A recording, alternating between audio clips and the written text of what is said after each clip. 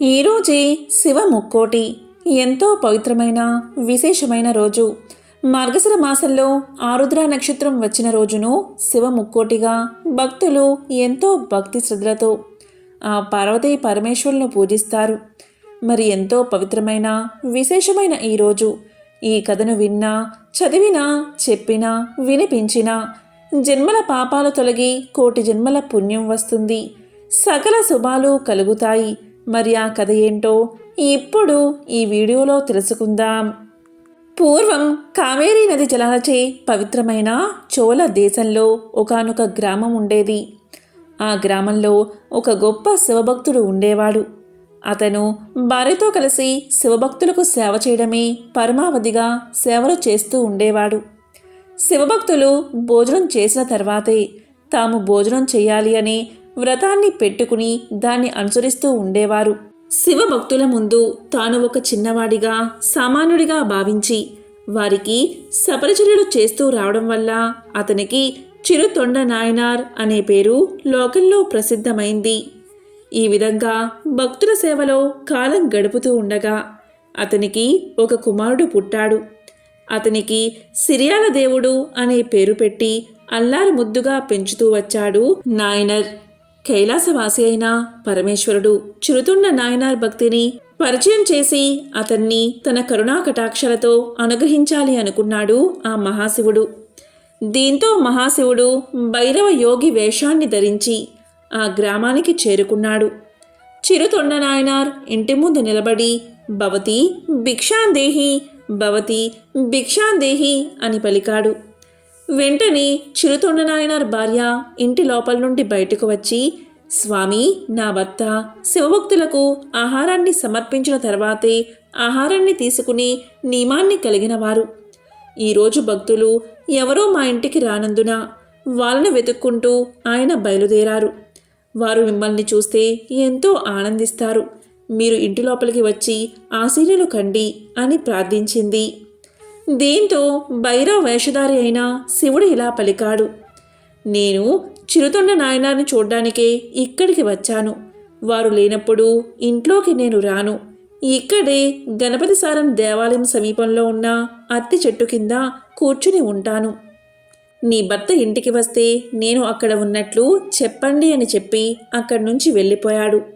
ఇక శివభక్తుల కోసం అన్వేషిస్తూ వెళ్ళిన చిరుతొండ నాయనార్ ఎవరూ కనబడకపోవడం వల్ల నిరాశతో ఇంటిదారి పట్టాడు. భర్తను చూడగానే అతని భార్య ఇలా పలికింది, మీరు బయటకు వెళ్ళినప్పుడు శివభక్తుడు ఒకరు ఇంటికి వచ్చారు. అతను ప్రస్తుతం గణపతి సారం దేవాలయం సమీపంలోని అత్తి చెట్టు కింద కూర్చుని ఉన్నారు అని చెప్పింది. ఆ మాటలు వినగానే అత్యంత ఆనందంతో చిరుతొండ నాయనార్ వేగంగా అక్కడికి వెళ్ళి ఆ భైరవమునికి నమస్కారం చేసి ఇలా పలికాడు, స్వామి, మీరు మా ఇంటికి వచ్చి ఆహారాన్ని స్వీకరించాలి అని భక్తి శ్రద్ధలతో ప్రార్థించాడు. ఆ మాటలకు యోగి ఇలా పలికాడు, నేను 6 నెలలకు ఒకసారి మాత్రమే ఆహారం తీసుకుంటాను. పశువుల మాంసాన్ని ఆహారంగా ఇస్తే దాన్ని మాత్రమే నేను తింటాను. ఇది నా పద్ధతి అన్నాడు. ఆ మాటలకు చిరుతొండ నాయనార్ ఇలా పలికాడు, స్వామి, మీరేమీ సందేహం పెట్టుకోవద్దు. నా దగ్గర పశువులు, దున్నపోతులు, పొట్టేళ్ళు, మేకలు మందలు మందలుగా ఉన్నాయి. వాటిలో మీకు ఏది కావాలని చెప్తే త్వరగా దాన్ని వండి మీకు ఆలస్యం చేయకుండా నేను వడ్డిస్తాను అని చెప్పాడు. దాంతో చిరుతొండ నాయనార్ ప్రేమపూర్వకంగా మాట్లాడడం విన్న శివయోగి ఇలా పలికాడు, చిరుతొండ నాయనార్, నేను తినడానికి అడిగింది నీవు అనుకున్నట్లు పశు మాంసం కాదు, మానవ మాంసాన్ని నేను అడిగాను. మానవ మాంసాన్ని మాత్రమే నేను ఆహారంగా స్వీకరిస్తాను. అది కూడా 5 సంవత్సరాలలోపు పసి బాలుడై ఉండాలి. శరీర అవయవాల్లో ఎలాంటి లోపము లేనివాడై ఉండాలి.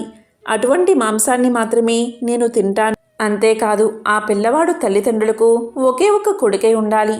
ఆ పిల్లవాణ్ణి తండ్రి నరుకుతూ ఉండగా తల్లి గట్టుగా పట్టుకోవాలి. ఇద్దరూ ఈ పని సంతోషంగా చెయ్యాలి.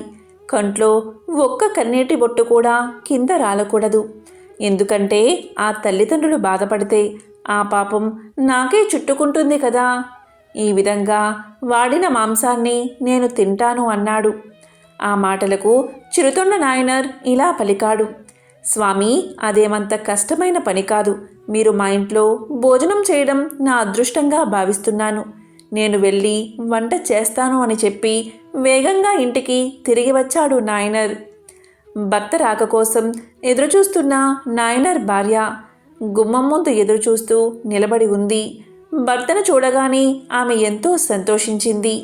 వెంటనే భర్త భార్యతో ఇలా పలికాడు. శివయోగి మన ఇంట్లో భోజనం చేయడానికి సమ్మతించారు. ఒక చిన్న పిల్లవాడిని చంపి ఆ మాంసాన్ని వండి అతనికి వడ్డించాలి. అతను 5 సంవత్సరాలలోపు బాలుడై ఉండాలి అని జరిగిందంతా చెప్పాడు. ఇక భార్య భర్త మాటలకు సమ్మతించి ఆలస్యం చేయకుండా గురుకులానికి వెళ్ళిన తన కుమారుణ్ణి పిలుచుకురండి అని కోరింది. భార్య మాటలకు సంతోషించి నీలకంఠ నాయనర్ గురుకులానికి వెళ్ళి కుమారుణ్ణి ప్రేమతో భుజాల మీద ఎక్కించుకుని ఇంటికి చేరుకున్నాడు. ఇక తల్లిదండ్రులు ప్రేమతో చివరిగా కుమారుడికి స్నానం చేయించారు. తలదువ్వి కొత్త బట్టలు తొడిగి చక్కగా అలంకరణ చేశారు. శివభక్తుడికి మాంసం చెయ్యాలని చెప్పి తల్లి కుమారుడైన సిరియాల దేవుణ్ణి కాళ్లను చేతులను తన 2 చేతులతో గట్టిగా పట్టుకోగా చిరుతొండ నాయనర్ కత్తితో దేహాన్ని ఖండించడం ప్రారంభించాడు. తల్లిదండ్రులు సంతోషంగా చేస్తున్న ఈ పనులు చూసి కుమారుడైన సిరియాల దేవుడు కూడా సంతోషంగా చిరునవ్వులు చిందించాడు. ఇక చిరుతొండ నాయనర్ తలమాంసం వంటకు పనికిరాదని భావించి దాన్ని భద్రపరచమని చెప్పి మిగిలిన శరీర భాగాలను వేరువేరుగా వంటలుగా వండి ఆహారాన్ని సిద్ధం చేశాడు. ఇక చిరుతొండ నాయనర్ సంతోషంగా భైరవయోగి ఉన్న చోటకు వెళ్ళి నమస్కారం చేసి, స్వామి, మీరు కోరినట్లుగా ఆహారాన్ని సిద్ధం చేశాము, భోజనానికి దయచేయండి అంటూ అతన్ని భోజనానికి ఆహ్వానించాడు. విశాలమైన అరటి ఆకును శివయోగి ముందు పరిచి వండిన వంటకాలను వరుసగా వడ్డించారు. వాటిని చూసిన శివయోగి ఇలా పలికాడు. నేను చెప్పిన విధంగా శరీరంలోని అన్ని భాగాలను వండారా అని ప్రశ్నించాడు. ఆ మాటకు ఆ దంపతులు ఇలా అన్నారు. తలమాంసాన్ని మీరు తినరని భావించి దాన్ని మాత్రం వండకుండా వదిలేశాము అని చెప్పారు. దానికి శివయోగి, అయ్యో, ఎంత పని చేశారు, నేను ఇష్టంగా తినేదే తలమాంసం అనగానే ఆ దంపతులు ఎంతో బాధపడి తలను రోట్లో వేసి దంచి మాంసంగా వండి వడ్డించారు. అప్పుడు భైరవయోగి మరొక నిబంధన పెట్టాడు. అది ఏంటి అంటే, నాకు ఒంటరిగా కూర్చుని తినే అలవాటు లేదు. మీకు కొడుకు ఉంటే అతన్ని పిలవండి, నాతో కలిసి భోజనం చేస్తాడు అని ఆజ్ఞాపించాడు. అతను ఎక్కడా లేడని చిరుతొండ నాయనర్ చెప్పగా యోగి ఇలా అన్నాడు. లేదు, నీ కొడుకు ఇక్కడికి వస్తేనే నేను భోజనం చేయడానికి సాధ్యమవుతుంది. కాబట్టి నీ కుమారుణ్ణి గట్టిగా పిలవమని చెప్పాడు. ఆ విధంగా దంపతులు శివయోగి చెప్పినట్లు గట్టిగా సిరియాల దేవుణ్ణి పిలవగాని సిరియాల దేవుడు గురుకుల ఆశ్రమం నుంచి వస్తున్నట్లుగా పరిగెత్తుకుంటూ వచ్చాడు. ఇక తల్లి తన కొడుకు రావడం వల్ల అతన్ని ఆలింగనం చేసుకుని భర్త చేతులకు అందించింది. కొడుకు రావడం వల్ల ఇక శివభక్తుడు ఆహారాన్ని స్వీకరించాడు. వెంటనే భైరవ రూపంలో ఉన్న పరమేశ్వరుడు అదృశ్యమయ్యాడు. వెంటనే శివపార్వతులు అక్కడ ప్రత్యక్షమై వారి భక్తికి మెచ్చి ఆ ముగ్గురికి శివ సాన్నిధ్యాన్ని కలిగించారు. ఎంతో పవిత్రమైన విశేషమైన ఈ కథను ఈరోజు విన్నా, చదివినా, చెప్పినా, వినిపించినా సకల శుభాలు కలుగుతాయి. జన్మల దోషాలు తొలగి కోటి జన్మల పుణ్యం వస్తుంది.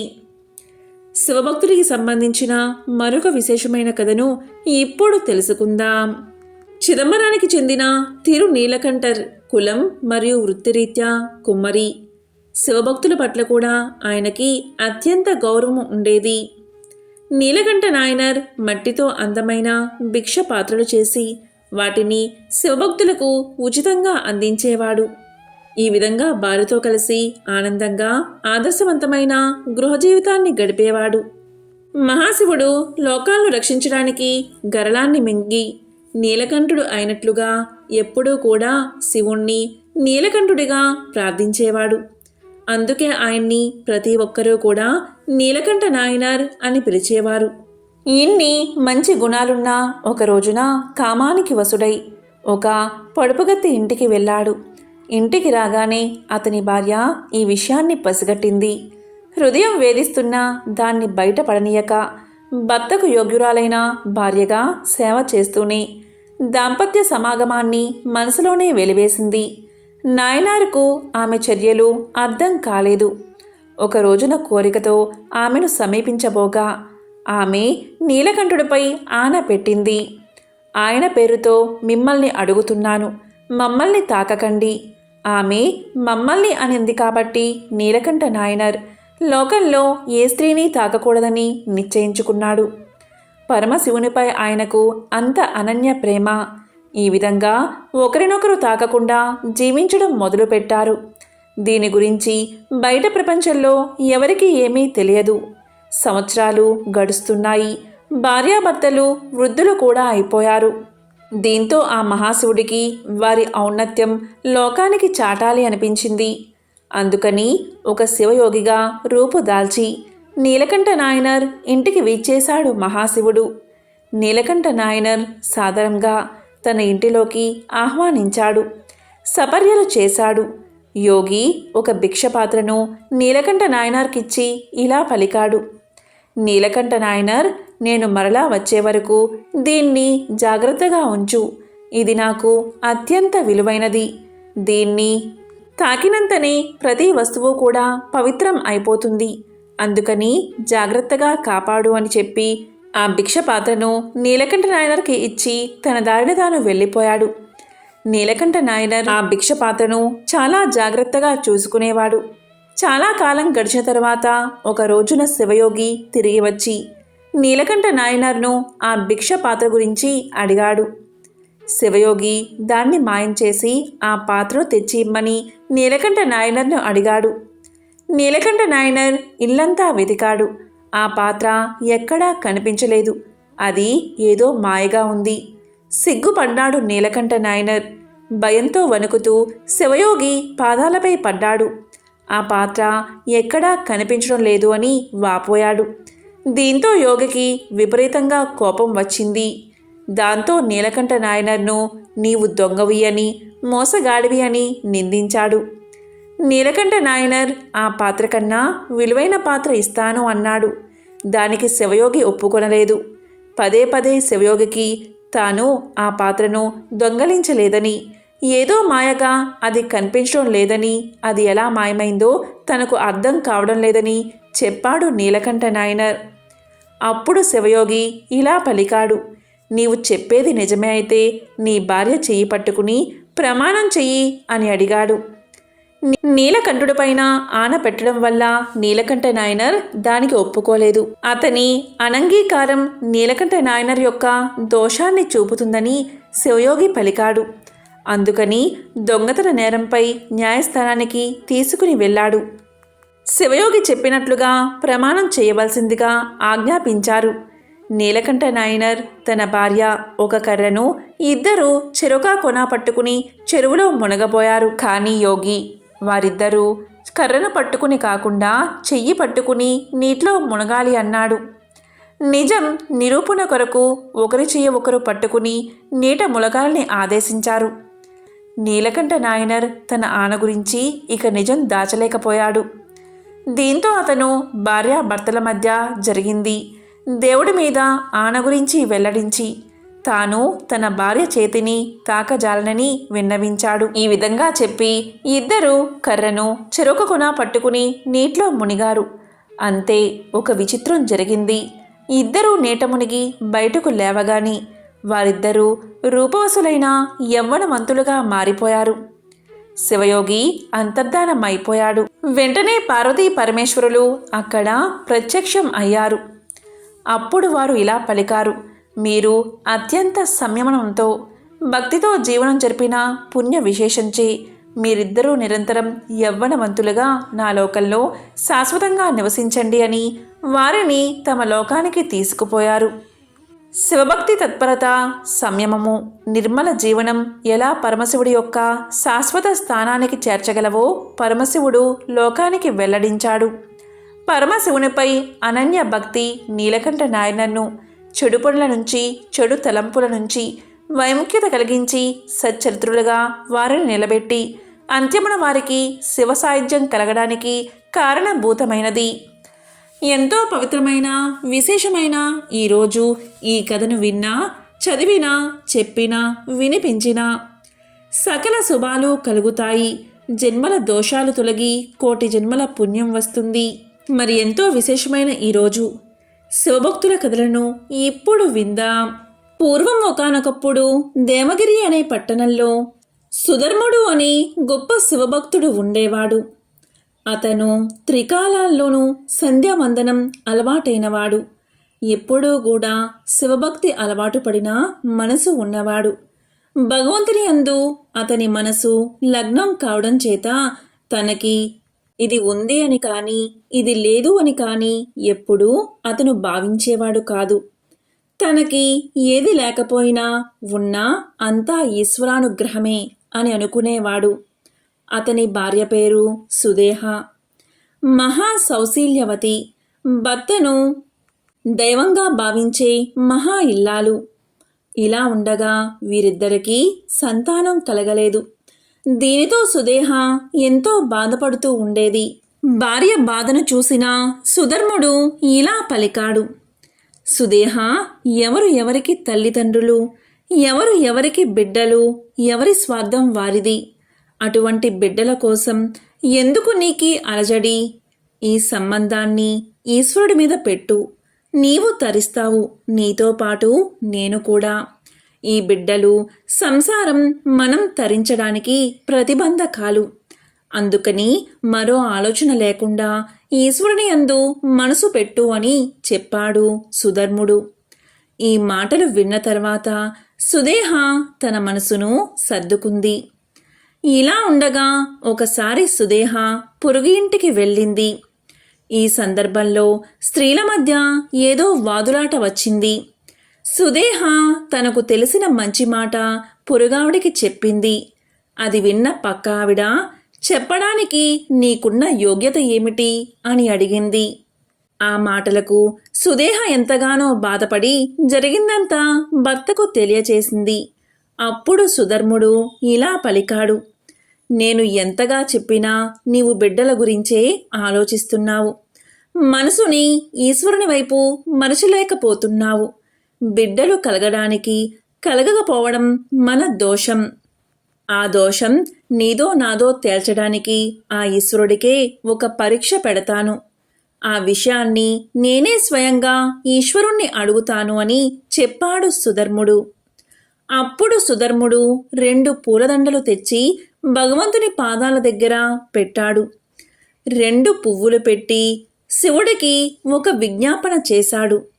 ఒకవేళ నాయందు బిడ్డలు పుట్టడానికి దోషం ఏదైనా ఉంటే ఆవిడ ఈ దండ పట్టుకుంటుంది.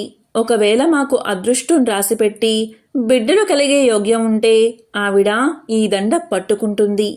ఈశ్వరా, నీ నిర్ణయాన్ని నువ్వే మాకు తెలియచెయ్యాలి అని నమస్కారం చేసుకుని భార్యతో ఇలా పలికాడు: సుదేహ, ఈ 2 దండల్లో ఒకదాన్ని పట్టుకో అన్నాడు.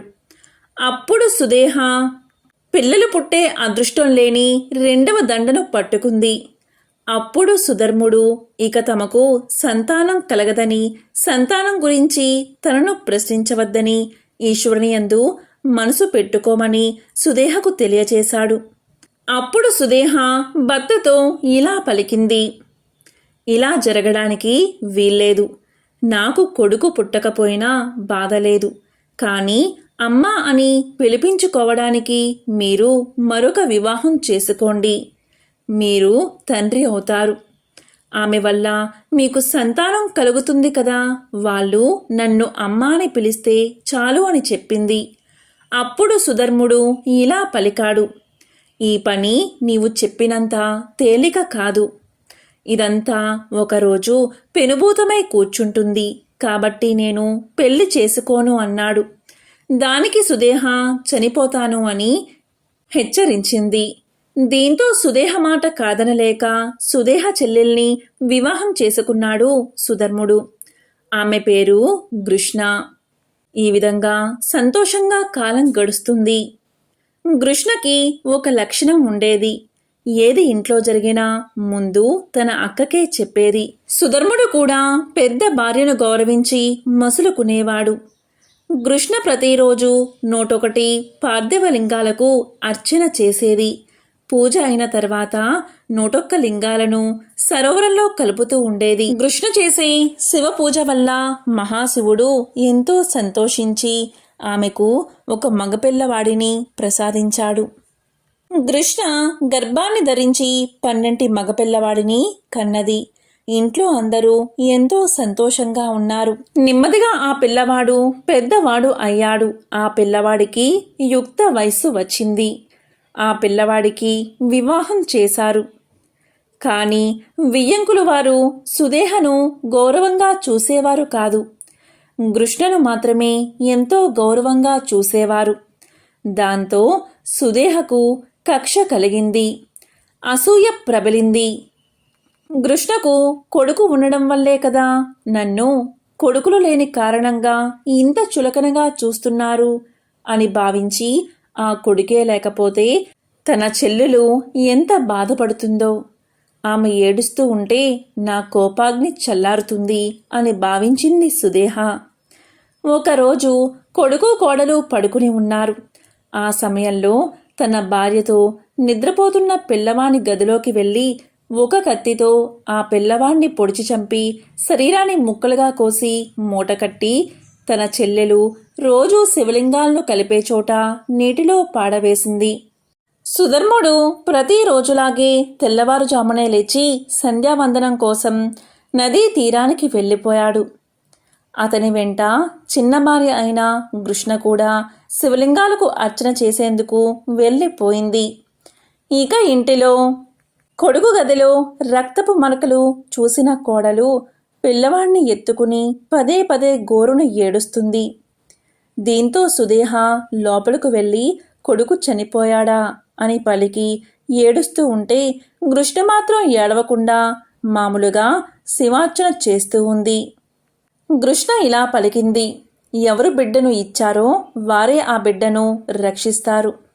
ఆయనే ఇదంతా చేస్తాడు అని శివలింగాలకు పూజ చేసి తరువాత పూజ చేసిన శివలింగాలను నీటిలో కలపడానికి నది వద్దకు వెళ్ళింది.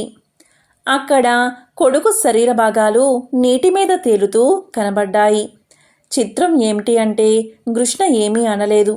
ఆ దృశ్యాన్ని చూసిన శివుడు మాత్రం తట్టుకోలేకపోయాడు. శివుడు భరించలేకపోయాడు. వెంటనే శివానుగ్రహం వల్ల ఆ నీటిలోంచి కృష్ణ కొడుకు నడుచుకుంటూ వచ్చి తన తల్లితో ఇలా పలికాడు, అమ్మా, పెద్దమ్మ చంపగా నేను చనిపోయాను. నీవు చేసిన పూజ వల్ల శివుడు కరుణించి నన్ను బతికించాడు అని అన్నాడు. దానికి కృష్ణ ఇలా పలికింది, నాయనా, నిన్ను కాపాడినవాడు మహాకాలుడు. అతనే తీసుకువెళ్తాడు, అతనే బతికిస్తాడు. ఆయనే నిన్ను రక్షించాడు అని పలికింది. కానీ కొడుకు మాత్రం పెద్దమ్మను నానా మాటలు అన్నాడు. దానికి కృష్ణ, నాయనా, నీవు మాట్లాడేది తప్పు. ఎప్పుడూ కూడా ఎవరిని నిందించకూడదు. ముక్కుంటి స్వామి నిన్ను రక్షించాడు కదా, ఆయన రక్షణ ఉన్నంతకాలం నిన్ను ఎవరూ ఏమీ చేయలేరు. ఎవరి మీద కోపం మనసులో ఉంచుకోకు అని చెప్పి ఇంటికి వెళ్ళిపోయింది. ఇది కూడా శివుడు భరించలేకపోయాడు. అప్పుడు శివుడు 3 కనులతో త్రిశూలం పట్టుకుని, కృష్ణ, ఈ త్రిశూలంతో నీ అక్కను పొడిచేస్తాను అన్నాడు. దానికి కృష్ణ ఇలా పలికింది, వద్దు స్వామి, వద్దు అని. దానికి ఈశ్వరుడు, నీ కొడుకును చంపింది కదా, అందుకే ఆమెను చంపేస్తాను అన్నాడు. అప్పుడు కృష్ణ మహాశివుణ్ణి పలుపరి విధాలా స్తుతించి, స్వామి, దీనివల్లే కదా నీవు ఎంత ఉదారుడవో లోకానికి తెలిసింది. నా కొడుకుని ఎవరు చంపారో లోకానికి తెలిస్తే ఎంత, తెలియకపోతే ఎంత.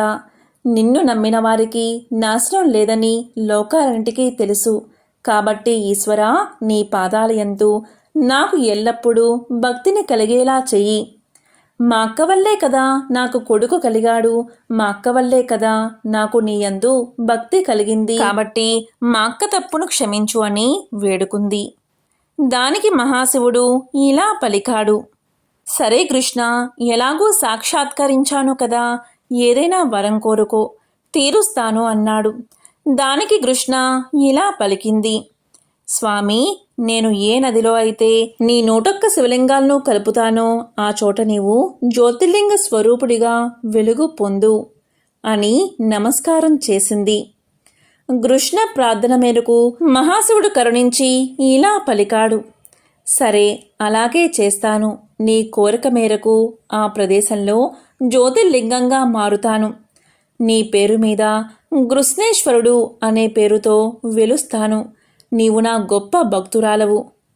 ఇక్కడకు వచ్చిన భక్తులందరూ నీ చరిత్ర తెలుసుకోవాలి, నీ చరిత్ర జ్ఞాపకం తెచ్చుకోవాలి. జీవితంలో ఒకసారైనా నీ కథను విన్నవారికి వారి ఇంట్లో సకల శుభాలు కలుగుతాయి, కష్టాలు బాధలు తొలగిపోతాయి. కాబట్టి నిన్ను తప్పనిసరిగా తలుచుకోవాలి. నా పేరు ఈశ్వరుడు కాదు, ఇక్కడ కృష్ణేశ్వరుడై వెలుస్తాను అని చెప్పాడు మహాశివుడు. ఇంకా ఇలా పలికాడు, కృష్ణ, నీ యొక్క తరతరాల వారు నీ వంశంలో అందరూ మహాభక్తులు అవుతారు. నీ అక్కకు గల దుర్బుద్ధిని తీసేసి ఆమెకు సద్బుద్ధిని కలిగించాను. ఈ రోజు నుంచి ఆమె కూడా నా మహాభక్తురాలు అని పలికి స్వామి అదృశ్యమయ్యాడు. కాబట్టి ఈశ్వరుణ్ణి నమ్మిన వారికి ఎన్నడూ లోటు ఉండదు. నంది శివుడి వాహనం. శివుడు ఎటు వెళ్ళినా నందిని తీసుకెళ్తాడు. ఇది మనందరికీ తెలిసిన విషయమే. అయితే అసలు నందికి కైలాసంలో శివుడితో పాటు ఉంటూ శివుడికి వాహనంలా మారే అదృష్టం ఎలా వరించింది? ఇది తెలియాలంటే ఈ కథ తెలుసుకోవాల్సిందే. ఆ కథ ఏంటి అంటే, పూర్వం శిలాద అనే మునీశ్వరుడు ఉండేవాడు. ఆయనకు పిల్లలు లేరు. దీంతో శివుణ్ణి తలుచుకుంటూ తపస్సు చేయడం మొదలుపెట్టాడు శిలాద. శివుని భక్తిలో మునిగిపోయి కొన్నేళ్లపాటు తపస్సు చేస్తూనే ఉండిపోయాడు. శిలాద భక్తికి మెచ్చిన శివుడు శిలాద ముందు ప్రత్యక్షమై శిలాద అని పిలిచాడు. శివుని స్వరం విని శిలాద చిన్నగా కళ్ళు తెరిచి చూశాడు. కళ్ళెదుట సాక్షాత్తు శివుడే ఉండడంతో శిలాద ఆనందానికి అవధులు లేకుండా పోయాయి. తన మాటలు ఆనంద బాష్పాల రూపంలో బయటకు వచ్చాయి. అప్పుడు శివుడు శిలాద వైపు చూస్తూ ఇలా పలికాడు, శిలాద, నీకేం వరం కావాలో కోరుకో అన్నాడు. అప్పుడు శిలాద ఇలా చెప్పాడు, స్వామి, నాది ఒకే ఒక కోరిక, నాకు పిల్లలు లేరు, నాకో బిడ్డను వరంగా ప్రసాదించు అని అడిగాడు.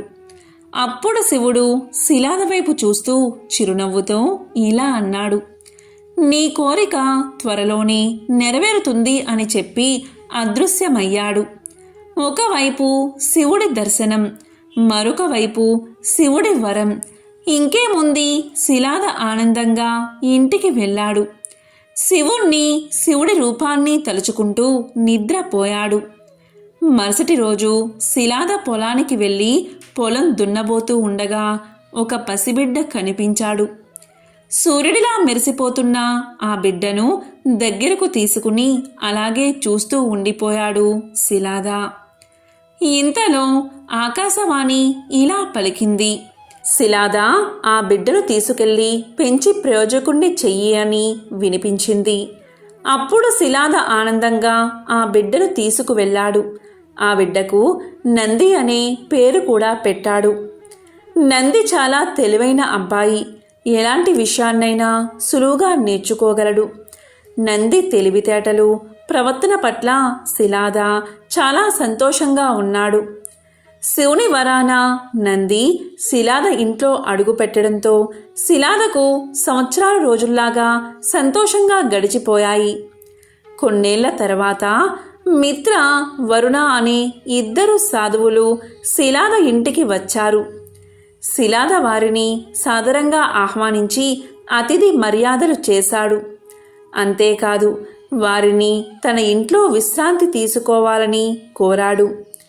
దానికి సాధువులు అంగీకరించారు. శిలాద వెంటనే నందిని పిలిచి వీరు ఇక్కడున్నంత కాలం ఏ లోటు రాకుండా జాగ్రత్తగా చూసుకోమని చెప్పాడు. నంది తన తండ్రి శిలాద చెప్పినట్లే ఇద్దరు సాధువులను చాలా బాగా చూసుకున్నాడు. 2 రోజుల తర్వాత ఇద్దరు సాధువులు తమ ప్రయాణాన్ని తిరిగి కొనసాగించడం కోసం శిలాద ఇంటి నుండి బయలుదేరారు. వారు వెళ్తూ శిలాదని నందిని దీవించారు. ముందుగా శిలాదని ఆయురారోగ్యాలతో కలకాలం సంతోషంగా జీవించు అని దీవించారు. తరువాత నంది సాధువు పాదాలకు నమస్కారం చేశాడు. సాధువులు నంది వైపు విచారంగా చూస్తూ జాగ్రత్తగా ఉండు, నీ తల్లిదండ్రులకు గురువులకు మంచి పేరు తీసుకురా అని దీవించి వెళ్ళిపోయారు. నందిని దీవించే సమయంలో సాధువులు విచారంగా ఉండడం గమనించిన శిలాద వారు వెనుకే కంగారుగా పరిగెత్తుకుంటూ వెళ్ళాడు. వారి ముందు నిల్చుని ఆయాసపడుతూ, మీరు నా కుమారుణ్ణి దీవించే సమయంలో విచారంగా ఉన్నారు ఎందుకు? ఏదైనా జరగరానిది జరగనుందా అని అడిగాడు. అప్పుడు మిత్ర శిలాద వైపు బాధగా చూస్తూ, నీ కుమారుణ్ణి దీర్ఘాయుష్మాన్ భవ అని దీవించలేము అన్నాడు. ఆ మాట విని శిలాదకి ఏమీ అర్థం కాక, నా కుమారుడికి ఏం జరగబోతుంది అని బాధగా అడిగాడు. అప్పుడు వరుణ శిలాద వైపు చూసి ఇలా చెప్పాడు, నీకు ఈ విషయం చెప్పాలంటే బాధగా ఉంది, కానీ చెప్పక తప్పడం లేదు. నీ కుమారుడు పూర్ణాయుష్కుడు కాదు అని చెప్పాడు. అది విని శిలాద ముఖం ఒక్కసారిగా విషాదంగా మారిపోయింది. ఎన్ని రోజులు నందే తన ప్రపంచం అనుకున్నాడు. కానీ ఇప్పుడు ఆ నంది దూరమవుతున్నాడని తెలిసి కుప్పకూలిపోయాడు శిలాద. సమయం గడుస్తుంది, కానీ తాను మాత్రం బాధతో అక్కడే ఆగిపోయాడు. కాసేపటికి అక్కడి నుండి లేచి గుండె నిండా బాధతో అడుగులో అడుగు వేసుకుంటూ ఇంటికి చేరుకున్నాడు. నంది శిలాదను చూసి ఏదో జరిగిందని అర్థమై కంగారుగా, ఏమైంది నానా అని అడిగాడు. శిలాద బాధగా సాధువులు చెప్పిన విషయం గురించి చెప్పాడు. అది విని నంది భయపడతాడేమో అనుకున్నాడు. కానీ నంది మాత్రం నవ్వుతూ, సాధువులు చెప్పింది విని భయపడుతున్నావా అని అడిగాడు. శిలాదకి ఏమీ అర్థం కాక ఆశ్చర్యంతో నందిని చూస్తూ ఉండిపోయాడు. అప్పుడు నంది ఇలా పలికాడు, నానా, నువ్వు శివుణ్ణి చూశానని చెప్పావు. శివుణ్ణి చూసిన వారు ఇలా సాధువులు చెప్పిన దానికి భయపడరు. నిజంగా నేను మరణించాలి అని రాసుంటే ఆ రాత శివుడు మార్చగలడు. ఆయన గొప్ప దేవుడు. ఆయన ఏదైనా చెయ్యగలడు. మనం ఆయన్ని పూజిస్తున్నాం. మనకి ఏదైనా జరిగితే ఆయన చూస్తూ ఊరుకుంటాడా అని అడిగాడు. నంది మాటలకు శిలాద అలాగే చూస్తూ ఉండిపోయాడు. నంది, నన్ను దీవించండి నాన్న అంటూ తండ్రి పాదాలకు నమస్కారం చేశాడు. శిలాద విజయోస్తు అని దీవించాడు. అప్పుడు నంది బూననదికి వెళ్ళి భక్తి శ్రద్ధలతో శివుణ్ణి స్మరిస్తూ తపస్సు చేయడం మొదలుపెట్టాడు. నంది భక్తికి మెచ్చిన శివుడు నంది ముందు ప్రత్యక్షమై, నంది, కళ్ళు తెరిచి చూడు అని అన్నాడు. నంది చిన్నగా కళ్ళు తెరిచి చూశాడు. తన జీవితంలో తన కళ్ళు ఎప్పుడూ చూడని అందమైన రూపాన్ని చూస్తున్నాడు. శివుని అందమైన రూపాన్ని కళ్ళతో చూసి గుండెల్లో బందీ చేసుకున్నాడు. అలా శివుణ్ణి చూస్తూ ఆయన్ని అడగడానికి ఏమీ లేదు. ఇక జీవితాంతం ఆయనతో ఉండిపోతే బాగుండు అని భావించాడు. అప్పుడు శివుడు నందివైపు చూస్తూ, నంది, నీ భక్తి నన్ను ఇంత దూరం తీసుకొచ్చింది. నీకేం వరం కావాలో కోరుకో అన్నాడు. నంది తనకి తెలియకుండానే, స్వామి, నాకు ఎప్పటికీ మీతో ఉండిపోవాలని ఉంది అన్నాడు. అప్పుడు శివుడు చిన్నగా నవ్వి, నేను ప్రయాణించే నా వాహనం ఎద్దు దూరమైంది. నీ ముఖం ఎద్దులా మారితే నువ్వు నాతో పాటు కైలాసంలో ఉండవచ్చు.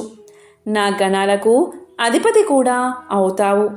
అంతేకాదు నువ్వు ఎప్పటికీ నాకు వాహనంలా స్నేహితుడిలా ఉంటావు అని అన్నాడు. అప్పుడు నంది ఆనంద బాష్పాలతో అలా చూస్తూ ఉండిపోయాడు. శివుడు నందికి ఎప్పటికీ తనతో ఉండే వరాన్ని ప్రసాదించాడు. అప్పట్నుంచి నంది శివుడికి వాహనంలా గణాలకు అధిపతిగా మారిపోయాడు. మరి ఎంతో పవిత్రమైన విశేషమైన ఈ శివ ముక్కోటి రోజు ఈ కథలను విన్నా, చదివినా, చెప్పినా, వినిపించినా జన్మల దోషాలు తొలగి కోటి జన్మల పుణ్యం వస్తుంది. సకల శుభాలు కలుగుతాయి. ఓం నమః శివాయ. ఓం నమో నారాయణాయ. ఓం శ్రీ మాత్రే నమః. ఓం శ్రీ మహాలక్ష్మై నమః.